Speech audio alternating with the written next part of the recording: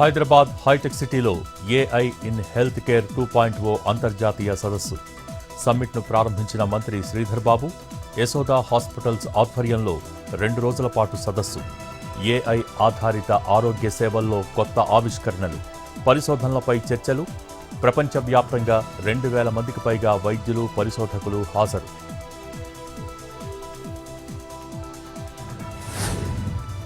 Sircilla SP Mahesh పై బండి సంజయ్ ఆగ్రహం. స్వచ్ఛ పాఠశాల కార్యక్రమంలో పాల్గొన్న కేంద్ర మంత్రి ఎస్పీ గైర్హాజరు కావడంతో డీఎస్పీని ప్రశ్నించిన బండి సంజయ్.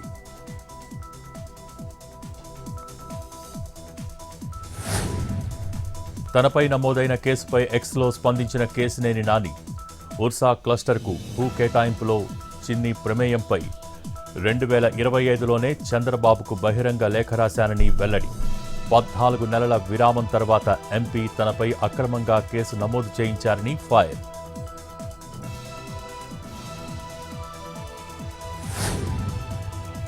నీట్ పేపర్ లీక్పై హైదరాబాద్లో ఎన్ఎస్యుఐ నిరసన. విద్యార్థి బచావ్ పేరుతో చలో లోక్ భవన్ కార్యక్రమం. నీట్ పేపర్ లీక్ కేసులో బాధ్యులపై చర్యలు చేపట్టాలని డిమాండ్. నిరసనకారులను అడ్డుకుని అరెస్ట్ చేసిన పోలీసులు.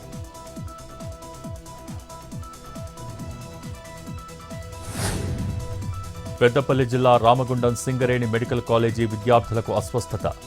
స్టూడెంట్ పుట్టినరోజు సందర్భంగా గోదావరి ఖనిలోని ఓ హోటల్లో పార్టీ, రెస్టారెంట్లో భోజనం చేసిన అనంతరం అస్వస్థతకు గురైన విద్యార్థులు. ప్రభుత్వ ఆసుపత్రిలో బాధితులకు చికిత్స.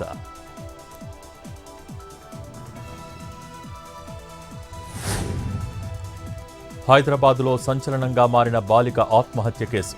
లైంగిక వేధింపులు, యువకుల బెదిరింపులకు బలైన minor.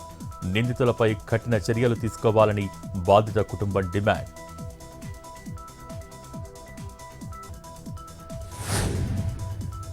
Tirumala Nallamala tiger reserve ఫారెస్ట్లో పురావస్తు శాఖ అధికారుల పరిశోధన.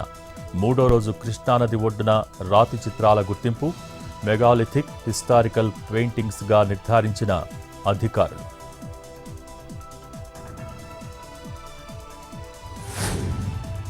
తిరుమలలో పెరిగిన రద్దీ. అన్ని కంపార్ట్మెంట్లు నుండి వెలుపల క్యూలైన్స్లో వేచి ఉన్న భక్తులు. సర్వదర్శనానికి 24 గంటల సమయం. నిన్న శ్రీవారి హుండీ ఆదాయం 4,64,00,000.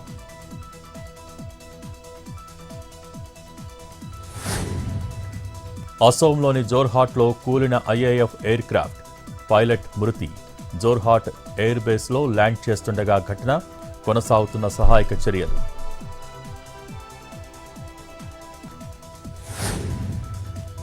పెరిగిన బంగారం ధరలు. 24 క్యారెట్ల 10 గ్రాముల పసిడి 1,49,080. 22 క్యారెట్ల 10 గ్రాముల పుత్తడి 1,36,650.